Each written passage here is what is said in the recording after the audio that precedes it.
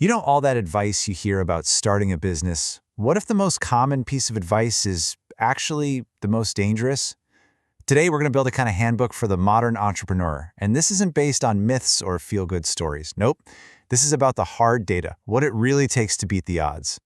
Okay, so first things first, let's get on the same page about what entrepreneur even means. And this definition from William Bygrave, it's absolutely crucial. See, an entrepreneur isn't just someone with a cool idea. That's an inventor. An entrepreneur is someone who builds a whole organization around that idea. I mean, think about Thomas Edison, right? His real genius wasn't just inventing the light bulb. It was creating the company, the forerunner to General Electric that actually brought that light to the world. It's all about building the entire machine, not just designing one little part. All right, now for a little dose of reality. This is what separates the dream from the cold, hard data. Ready? 75%. Let that sink in. 75%. That's how many startup ventures fail to even return their investors' capital. I mean, the risk is so real, the stakes are incredibly high. It basically means for every single success story we hear about, there are 3 others that just didn't make it. So, how do you make sure you're in that other 25%, right?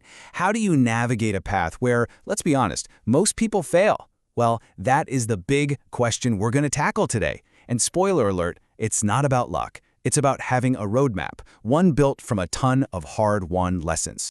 Okay, so where do we even begin with this roadmap? Well, we start with the person right at the center of it all, the founder. There's this popular idea of what an entrepreneur is supposed to be like. But as you're about to see, the most common advice out there, it might just be the worst. I mean, you've heard it a million times, right? At graduations, in books, from famous founders on stage. Follow your passion. It's become this huge professional catchphrase, like a guiding light for a whole generation. But what if that light is actually leading you straight for the rocks? Okay, so here's the deal. The data, it just doesn't back it up. Research shows that passion doesn't really correlate with long-term success. In fact, it can blind you. It can make you super defensive when a customer points out a flaw in your baby. And you know who gets this? Professional investors. They are way more impressed by a calm leader with a solid plan than by some big display of raw, emotional passion. At the end of the day, passion's an emotion. Business, that's a discipline. So if passion isn't the magic ingredient, then what is? What traits actually matter? Well, it really comes down to having a mindset that's geared for reality. It means being comfortable with uncertainty, with chaos, really. Because when you're comfortable there, you can make decisions even when you don't have all the information. And that skill is what lets you pivot, to completely change course on a dime when the data tells you to. And what ties this all together? Financial savvy. Just knowing your numbers and knowing how to seal a deal under pressure. See?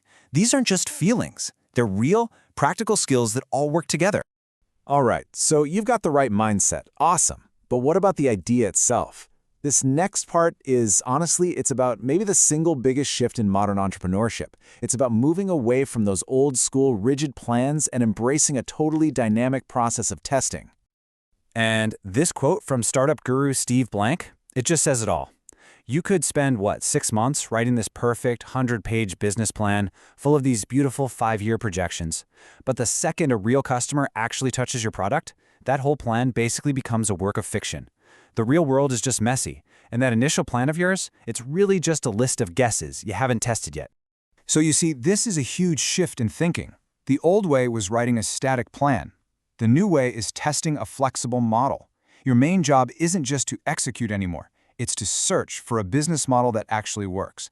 And in this new world, failure, well, it's not the end of the road. It's just data. It's learning. Every single setback just gets you one step closer to what your customers really, truly want. So, you might be asking, how do I actually test this model?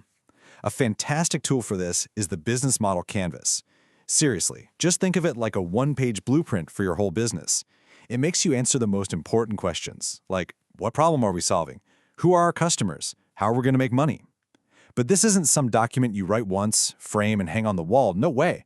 It's a living, breathing worksheet where every single box is a hypothesis, an idea that you have to get out of the building and test in the real world. And the engine that drives this whole process, it's the Lean Startup Loop. Build, measure, learn. It's super simple. First, you build a minimum viable product, an MVP. This is just the most basic version of your idea that actually does something useful for a customer. The goal is just to get it into their hands, fast. Then, you measure how they use it. what they like, what they hate. And finally, you learn from that data. That's when you decide, do we keep going or is it time to pivot? It's this really fast, almost scientific way of finding out what's going to work.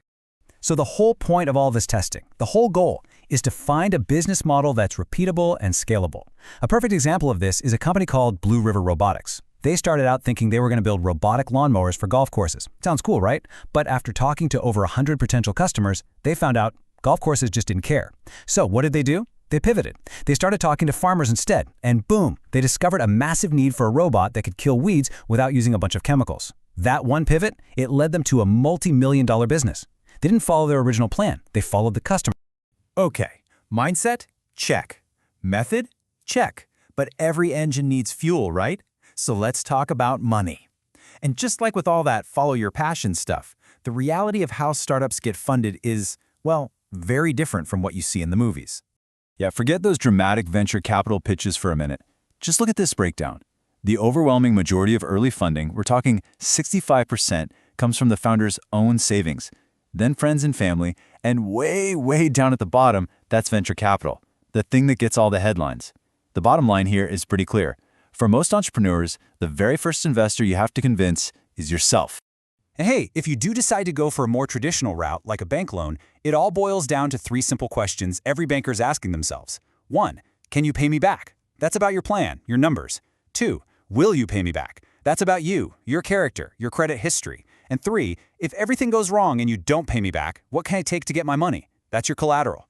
You've got to have a rock-solid answer for all 3 of those. Okay, so let's start to pull all of this together.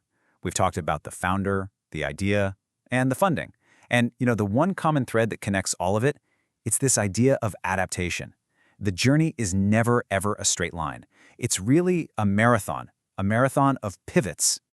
So what's the big takeaway here? It's a whole mindset shift, really. It's about going from passion to preparation, from a rigid plan to a flexible model, from assuming you know everything to constantly testing those assumptions, and from trying to build something perfect to just making progress one learning loop at a time. This right here is the new handbook for entrepreneurs. And all of that leaves us with one last thought. You see, being an entrepreneur isn't about having a perfect map to follow. It's about being an expert navigator, somebody who's always ready to change course the second the data points in a new direction. The path is never going to be straight. So the only question that really matters in the end is this: are you ready for the pivot?